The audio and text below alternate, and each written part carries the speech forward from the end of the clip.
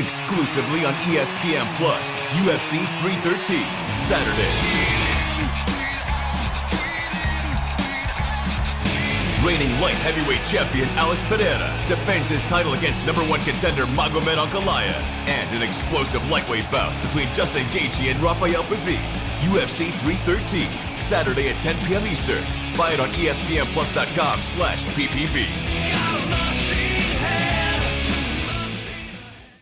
Whistle while you work. From Disney on March 21st, the magical tale Snow White. Snow White? Snow White. That started it all. I believe you're looking for me. Arrives in theaters. Magic mirror on the wall. Experience the Disney classic. Who's the fairest one of all? Like never before. We haven't even been in reverse yet. Disney Snow White. Only in theaters March 21st. Rated PG. Parental guidance suggested. Ryan Reynolds here from Mint Mobile with a message for everyone paying big wireless way too much. Please, for the love of everything good in this world, stop. With Mint, you can get premium wireless for just $15 a month. Of course, if you enjoy overpaying, no judgments, but that's weird. Okay, one judgment. Anyway, give it a try at mintmobile.com/switch. Upfront payment of $45 for 3-month plan, equivalent to $15 per month required. Intro rate first 3 months only, then full price plan options available. Taxes and fees extra. See full terms at mintmobile.com. This episode is brought to you by State Farm. From your morning podcast to your afternoon playlist, State Farm knows you personalize your entire day. And that's why State Farm helps you personalize your insurance with the State Farm Personal Price Plan. It offers coverage options that help protect what you care about most at an affordable price just for you. Like a good neighbor, State Farm is there. Prices vary by state. Options selected by customer. Availability and eligibility may vary.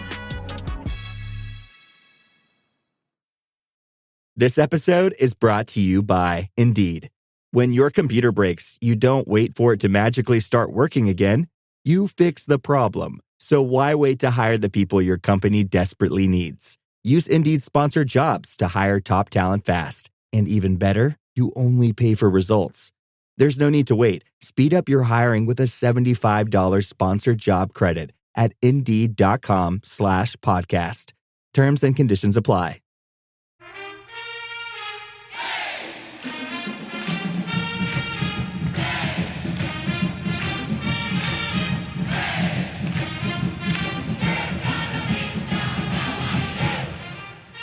All right, Duke fans, you know you've been waiting for it. Episode 700 of the DBR podcast.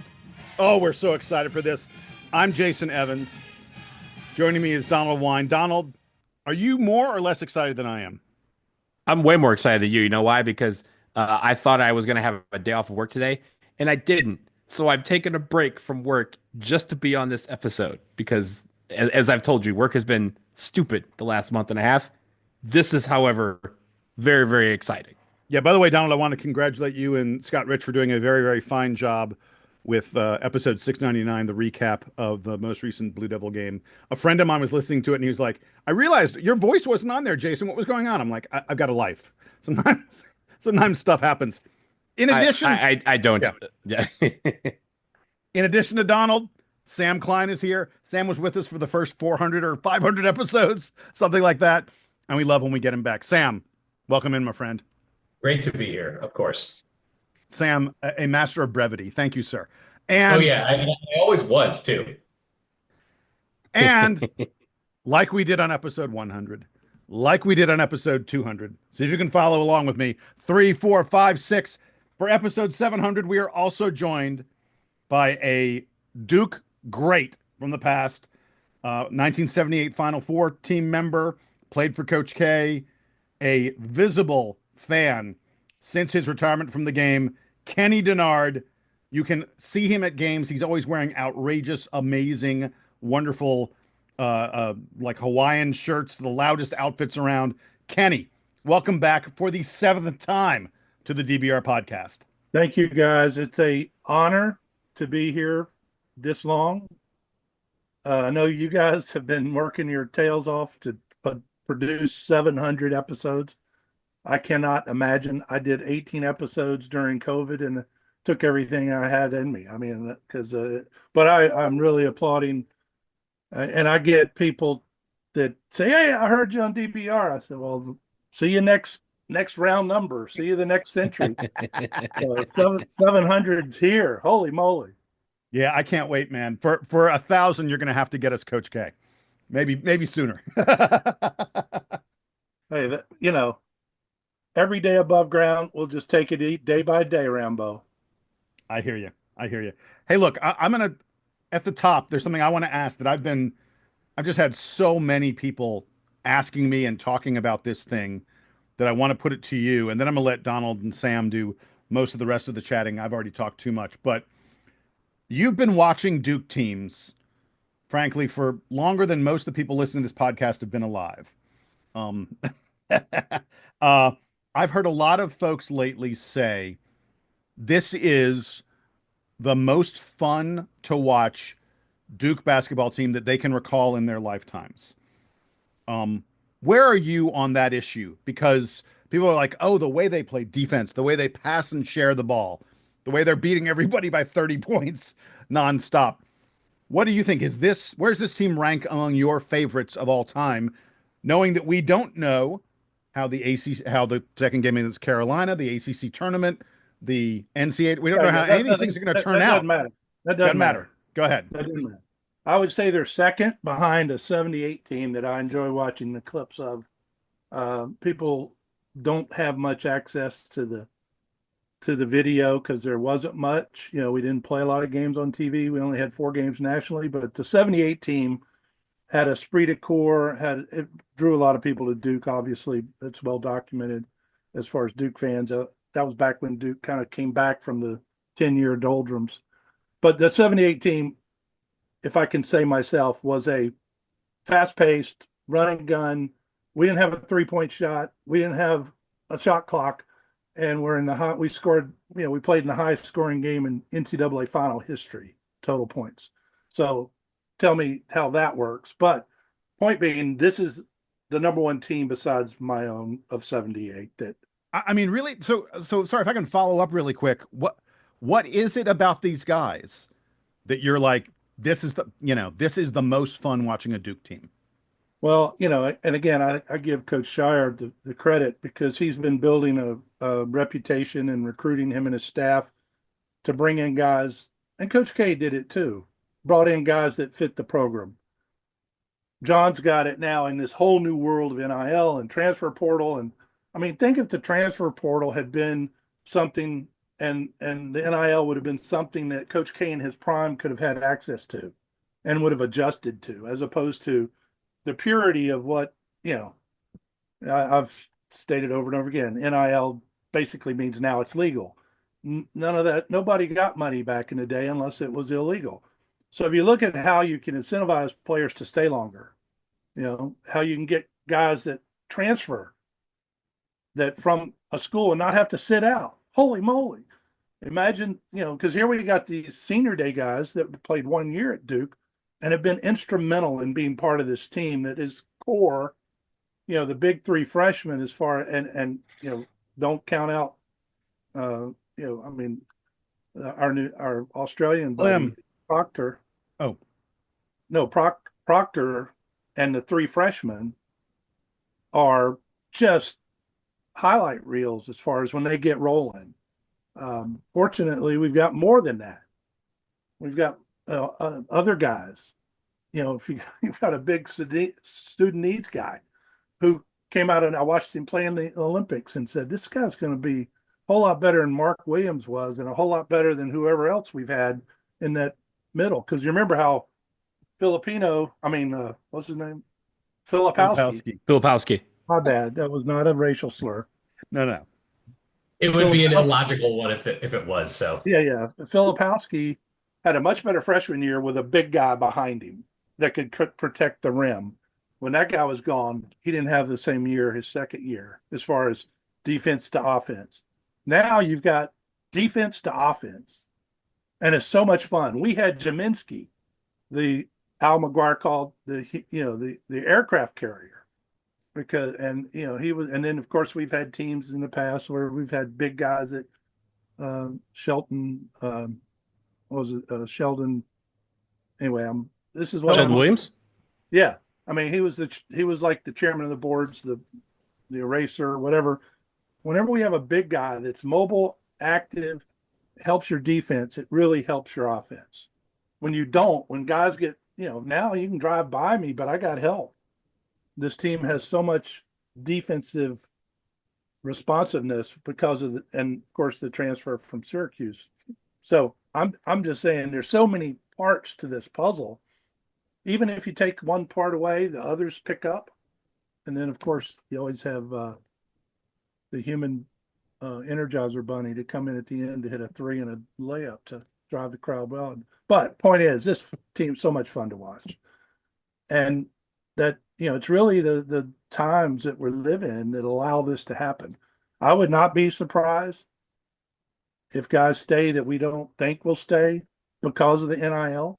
And that's the purpose of the NIL, in my opinion, is to give guys the college experience incentive with money. Think about it. That's everybody be one and done and they're gone and you never hear from them again. Now they get to the money incentivize them to possibly stay another year or two. And they get, it doesn't always work out for people. I mean, some folks have left us that went to Baylor, and some people have left Carolina. They've gone to Arizona and hadn't turned out to be championship, but they've gotten paid. They've had longer careers. They probably enjoyed the college life until the real harsh reality of the pros sets in. So I don't know if that answered your question, because there's certainly a whole lot of pontification coming out of me. It was good stuff, sir. Kenny, I wanted to ask you about thinking about this year and looking at the job that Jon Scheyer has done. I think we've probably said a lot about how well he's performed in the head coaching role, and I don't remember how exactly you felt about this during that summer when he got announced, and then in the year leading up to his starting. I expressed some skepticism that, yes, of course, Duke is hiring a coach that has been around the program for a long time as both a player and assistant, won championships in both roles, but hasn't been a head coach before, and hasn't succeeded in anything basketball related without reporting to Coach K. And now all of a sudden he's in charge of the program. I think the returns so far have been about as good as we could have hoped for, minus winning national championships, which are obviously very hard, even if you are really good. What have you seen from Jon Scheyer this year as far as his growth as a head coach? Because it feels like every year he's getting a lot better at this. No, your skepticism was certainly not shared by me. I did a podcast with my old coach from the Montana Golden Nuggets, George Karl, who's a Duke hater, well known. And he had me on a podcast, and this was about a year before Coach K announced he was going to retire, before, that, and then did the tour his last year. He asked me that question. Coach K's getting older. He's going to retire. Who do you think will be the next head coach? And I kind of went through a whole litany of all the former coaches he's had, Johnny D. Go down the list of all the great players and then coaches that sat next to his side, Capel, etc. And I said, Jon Scheyer is going to be the next head coach. And he laughed. He said, really? And he says, just like a lot of people thought or were skeptical. But Jon is, you talk about being the right experiences through college.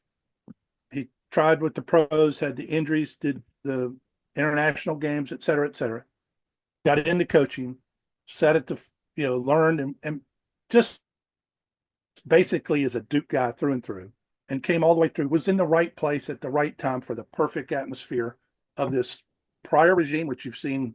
I told Coach K a couple summers ago, the summer after he finished, he did he won the retirement game, the wars of retirement. He did better than Roy. He did better than Boeheim, of course. And he did better than, he did better than everybody. He won the retirement process. And he knew he had Jon right there, and Jon was ready. So I've said this to Jon's face. I knew he was perfect for this. And, like you said, you're not going to win a national championship every year, but he's going to be knocking at the door a lot. It took 40 years for Coach K to get 5 national championships. And it took him how many years to get his first one? You remember? I mean, you've seen that new documentary out. It's really good. The one about 91 and 92 season. I mean, John's right there, knocking on the door. And look at next year's class coming in, no matter who stays. So he's been the integral part, the linchpin over the last, I would say, 6-7 years of recruiting into his 3 years here now. As a personal opinion, I am biased because I love him. I love his parents. I met his dad a long time ago and his mom. They're just super. So, but he's doing everything and managing it. And he's got the demeanor and the personality, and he's starting to show his little feistiness now and then, which is fun for us fans to see him get upset. Where the first year he kind of didn't. But really, it's early. And I think it's on par. He's on schedule.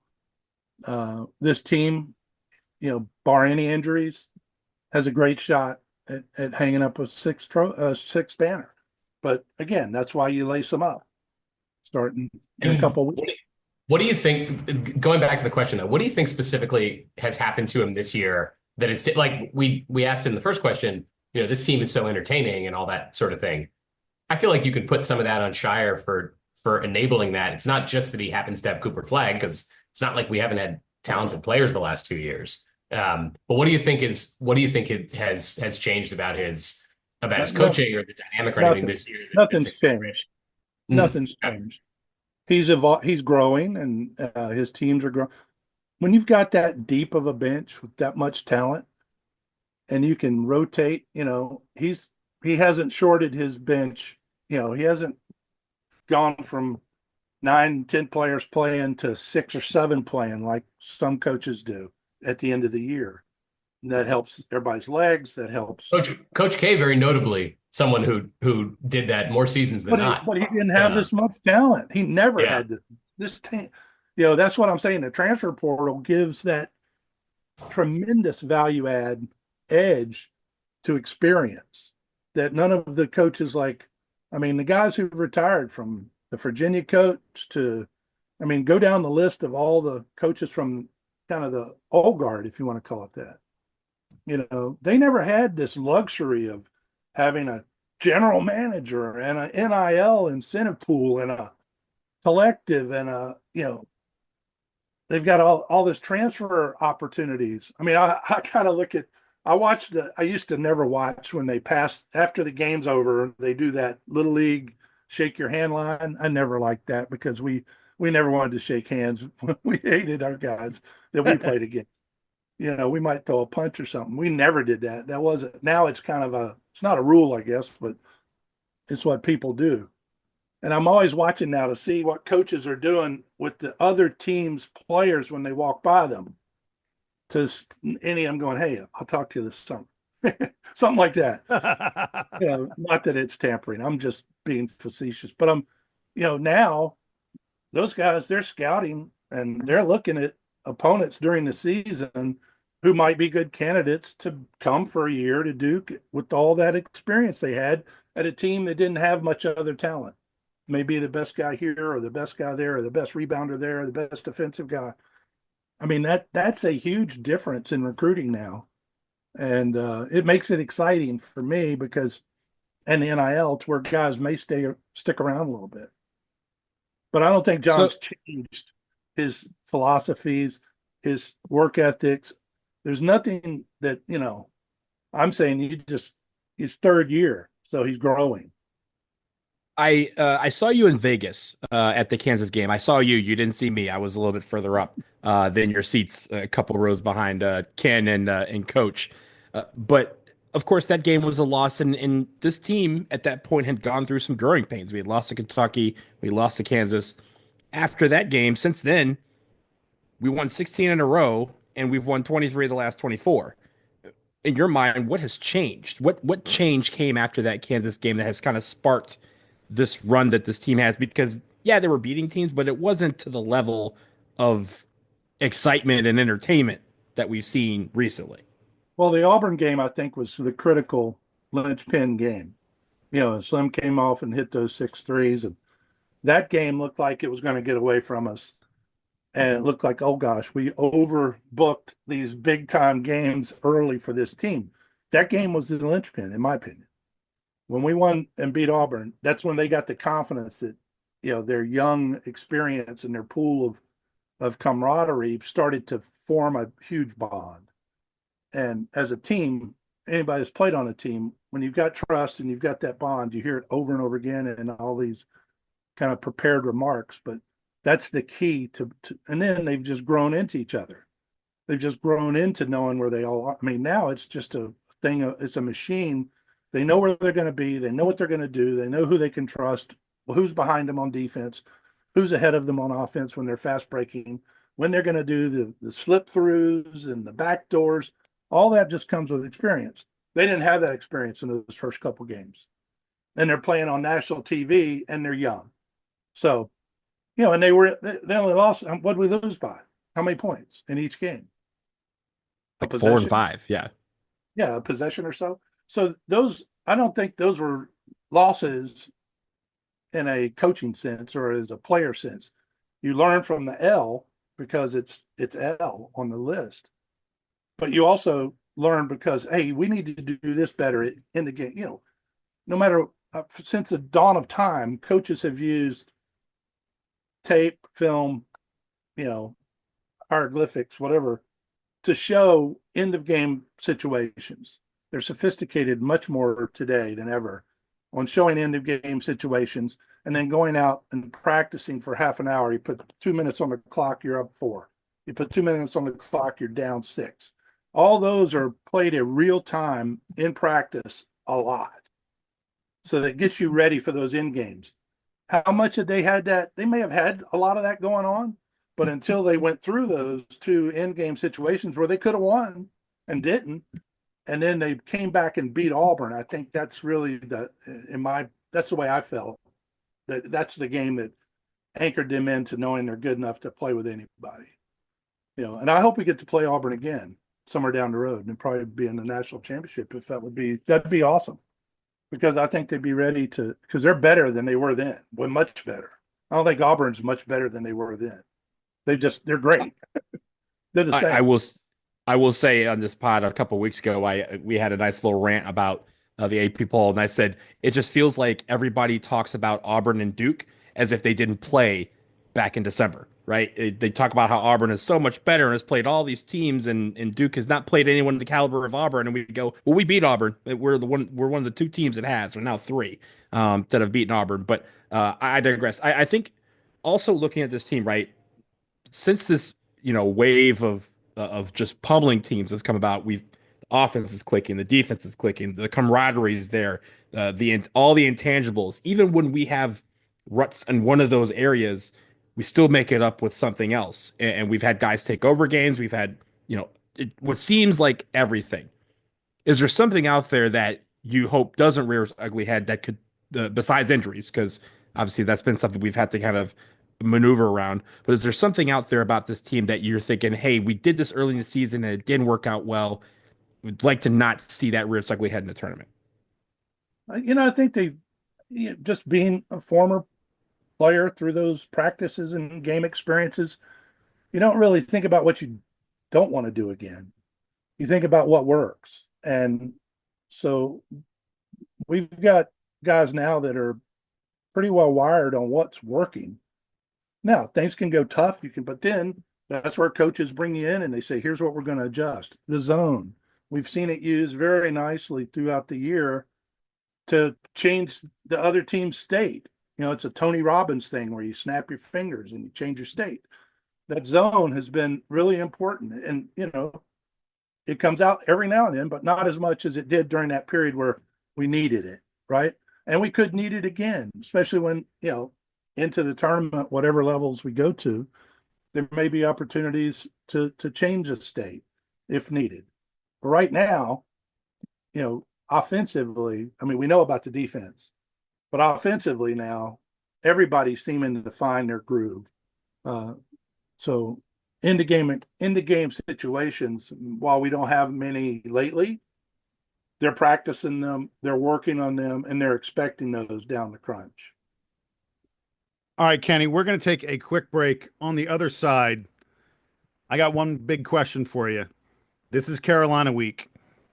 I want to know about your experience playing the Tar Heels and what you think about Duke's chances against UNC this weekend.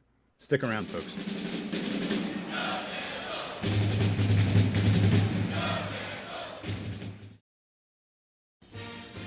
Hey, guys.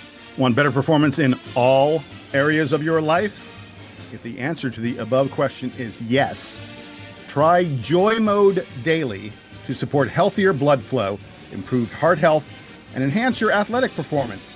It is proven to improve performance by 50% in just 60 days, and it is expertly formulated and backed up by science. Yeah, all you do is simply mix a booster pack with water and you will feel the effects within 45 minutes. Take control with Joy Mode. Get a boost anytime, anywhere, and never miss a beat. Save up to 30% when you start a subscription today and keep your performance at its best without any interruptions. So if you're looking to take your game to the next level, visit tryjoymode.com. And here's the code. Use the code DukeBB at checkout for 20% off a single purchase or 30% off a subscription order. That's TRYJOYMODE. Tryjoymode.com. And the code again, DukeBB, for 20% off single purchases and 30% off subscription orders.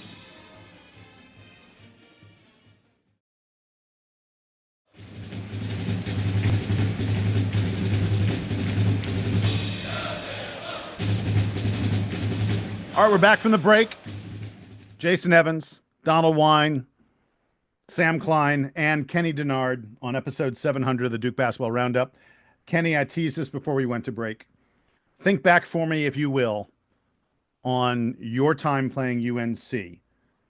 What is different about this week, Carolina week, than every other week of the season? Because, man, you're the dude who sells the Go to Hell Carolina, Go to Hell merchandise. You know about this rivalry.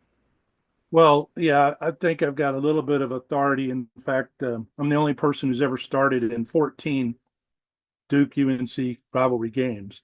Gene only started in 12. Al Wood only started in 10. But all three of us played in the 14 games. We're the only three. He said only. He said only 12. Only. Come on now. 12? That's a ton. 14? Crazy.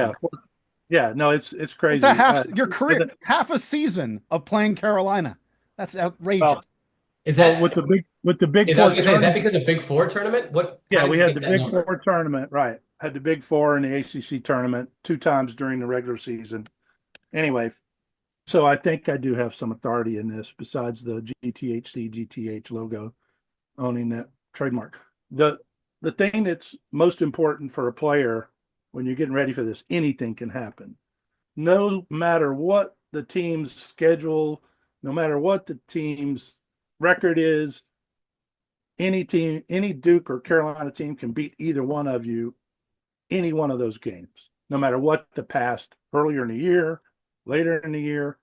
It's usually a blood match.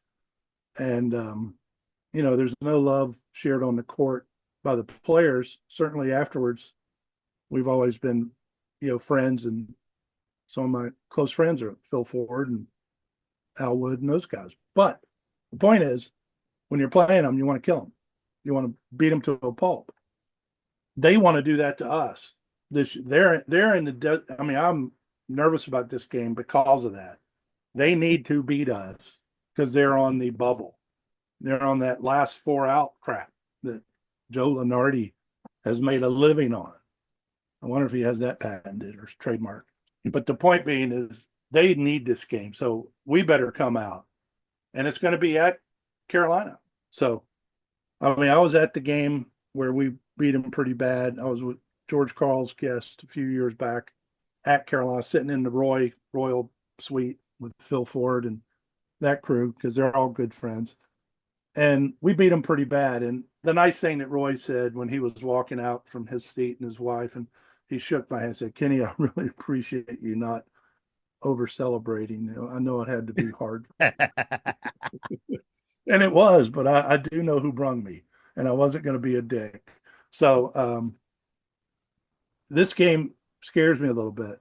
So I hope our guys are coming out ready to jump on them, get up fast, get up hard, and not let up.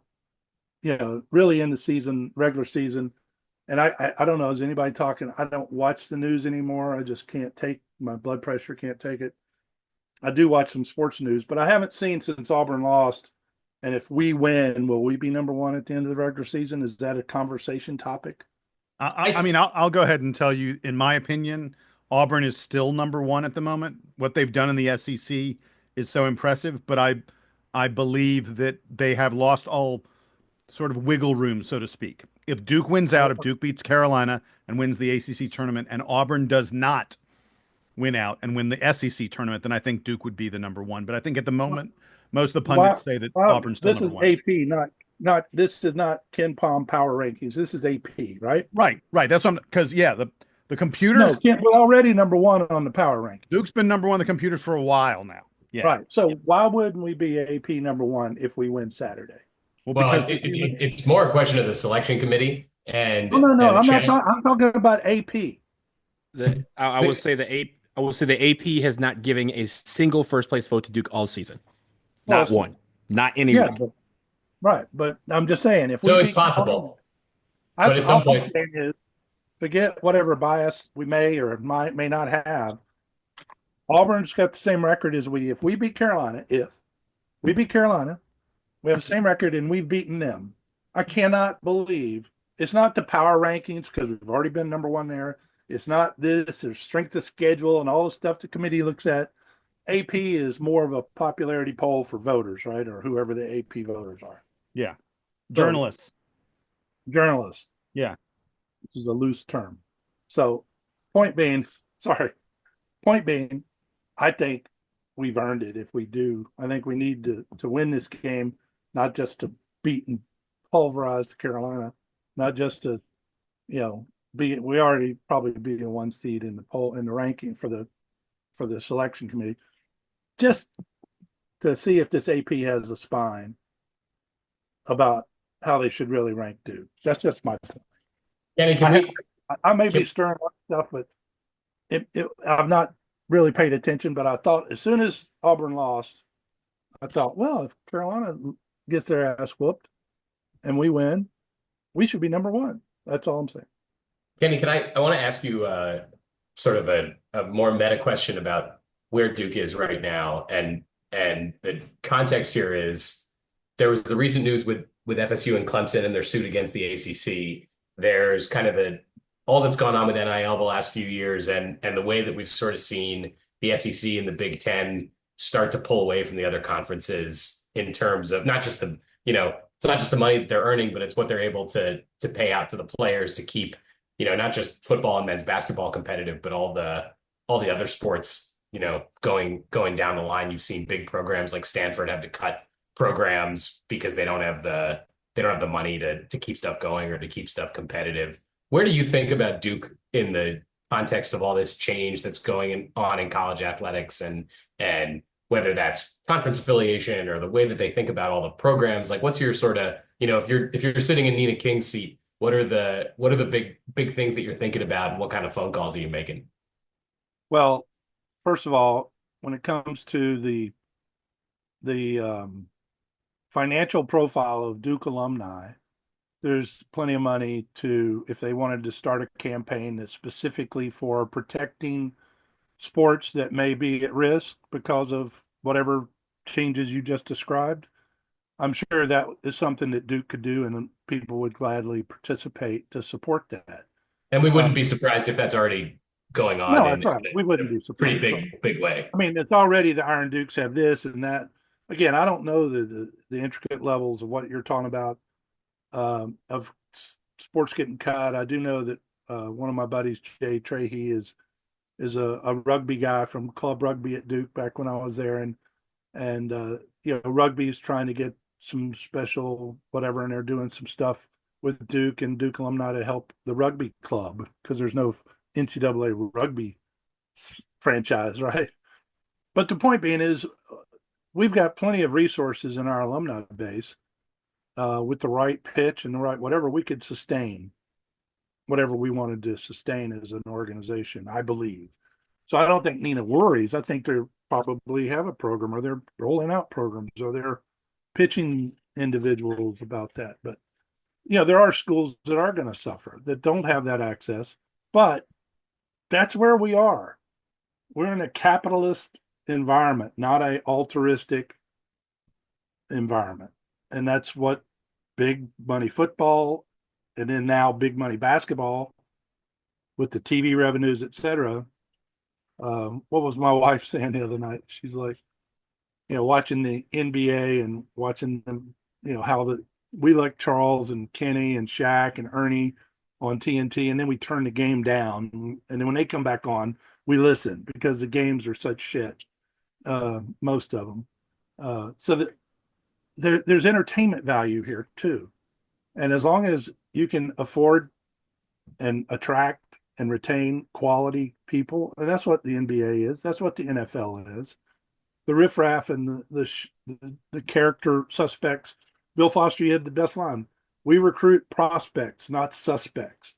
So there's still a lot of the basics that are needed and have to be distributed across an organization as far as quality of character, et cetera. But money is a big part now.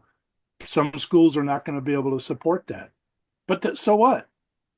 The people that are good enough that want to, they'll go find the place to play women's softball or women's volleyball or field hockey or whatever, because there's plenty of schools that will support them. So I guess, choice is something. I'm a big choice guy.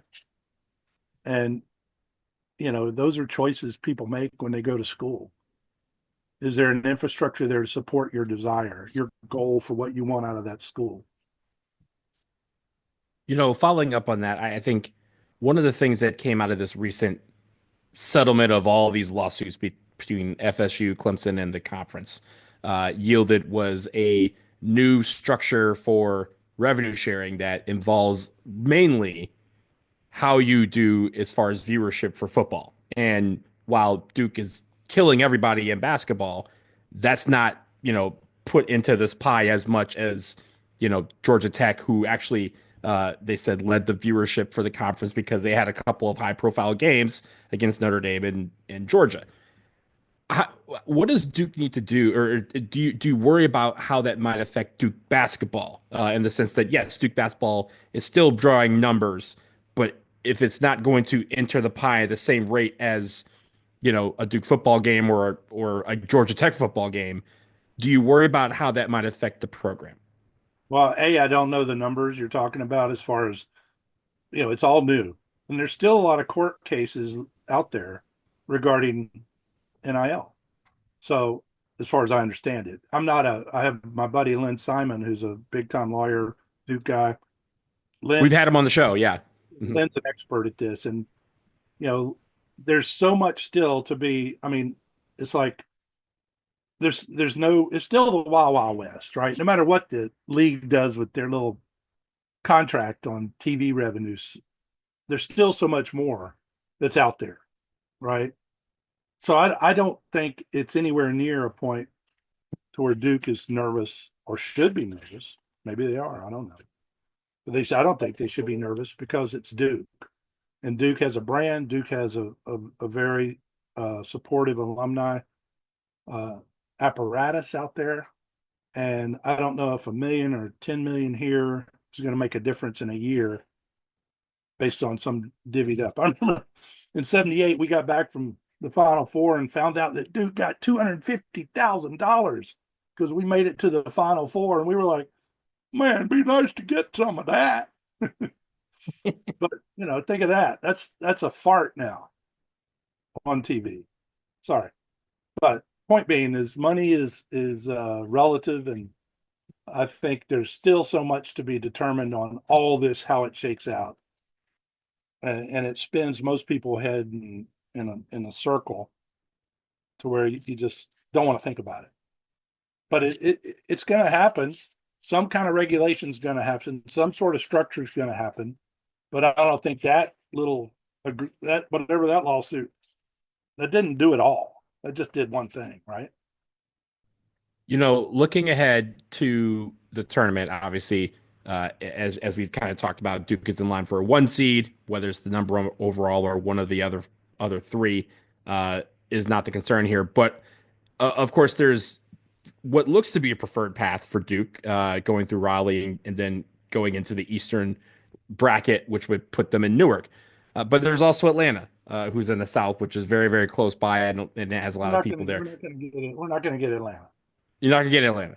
But no, that's Auburn. Auburn's got hang on. So this is why, let's go back to the conversation we were having earlier. If Duke gets the overall number 1, if we pass Auburn by the selection committee, the overall number 1 gets their pick. They would call up Jon Scheyer and they'd say, where do you want to go?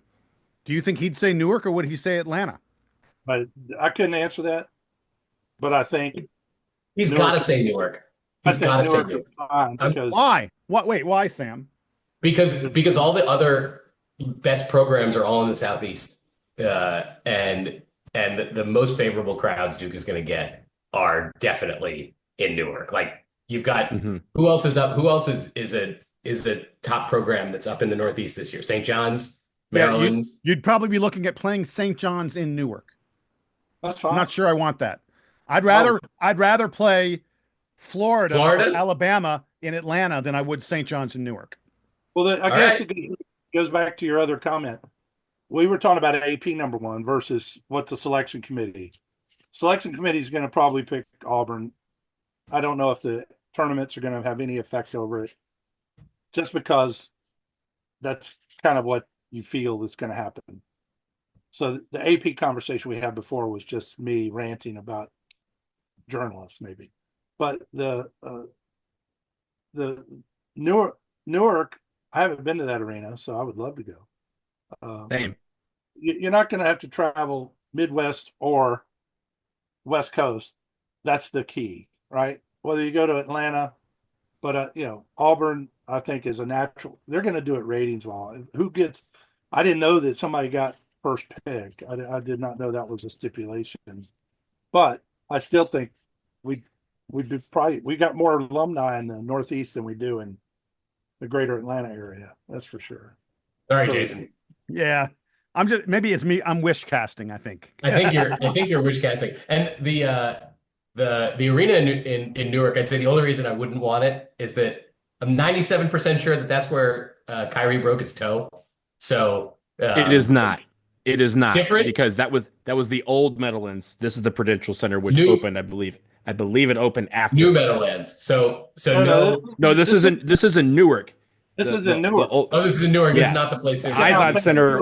The Izod Center is in the Meadowlands. Yeah, and we're good. I'm in for Newark. It's also much easier for me to get to. So, well, I mean, it's easy. All these major sporting events, none of them are easy to get to anymore. Just once you get near the arena, it takes you an hour to get in. So, point being, I think Newark would be an ideal place because of the fan base to draw upon. The tickets would be very much in demand. People will travel to Atlanta, I think. Hey, there are a lot of Duke alums here, man. I'm telling you. You're in Atlanta? I didn't realize you were in Atlanta. I'm in Atlanta, yeah. All right. Hey, Kenny, before you go, because we're about to wrap this up, give me a prediction for this weekend for the Carolina game. How do you think it's going to play out? You don't have to give me a score, but what do you expect to see? Well, I expect they're going to come out very emotional. RJ, what is 7th year at Carolina? He's going to. I think it's his 14th, but yeah, I get the point. Whatever it is. I remember Phil Ford's senior game, my freshman year in Carmichael. He came out. He was driving. I may have told the story before. He was driving. It was me and him, half court. I stopped at the foul line like I was trained, and it was like one of those slow motion. Like I did the backwards dunk, slow motion, like something people would talk about, everything slow down. He's coming down. He's coming full speed. I back up. I plant at the half. He could have zipped by me because he was like a bunny. He could hop around. He went up, stopped in slow motion, and went up at the top of the key, slow motion. And it was like the Indian from that garbage commercial. He had tears coming down his eyes when he shot. And there was no 3-point shot back then. It was a jumper, 1-on-1 jumper top of the key, and it did nothing but net. Because if you hit rims back in Carmichael back then, they would bounce back to half court. The rims today, Mm-hmm. I would have had 2,000 points if they had the rims like now back then, and I could hang on them and dunk on them. We couldn't do any of that shit. Anyway, back to it's not always about me, but mostly it is. So this weekend they're going to be very emotional. We just have to go out there like the lion with the zebra, get a hold of the neck and not let go. I love it. I've got a poster of this lion with the zebra. I could probably flash up on the screen for you. Got him by the neck and just won't let him go. And it's the jungle. And those guys are going to come out wanting, and we need to put them down. So, again, it's like Leitner said in that documentary the other day, it's not life or death, but let's act like it's life or death. I like it. What a great way to end this. All right. Episode 700, folks. It's in the books. He is Sam. He is Donald. I am Jason. He is the great Dawg, Kenny Dennard. And here is the Duke Band playing us out and taking us home.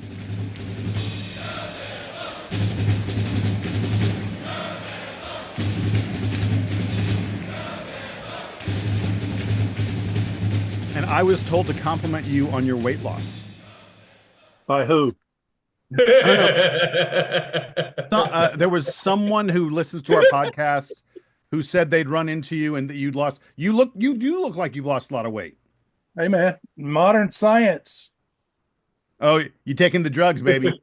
I've had type 2 diabetes since November of '99. And that was November's diabetes month. So I got in on like the 30th when I got the diagnosis. So I was really good about that. And I started taking meds back then, the metformin and glucophage and all that normal shit, the tried and true, kind of like the old asthma medicine that was just been around. Then I've never really gotten under 8, and I've never been a type 1, so I wouldn't be doing insulin.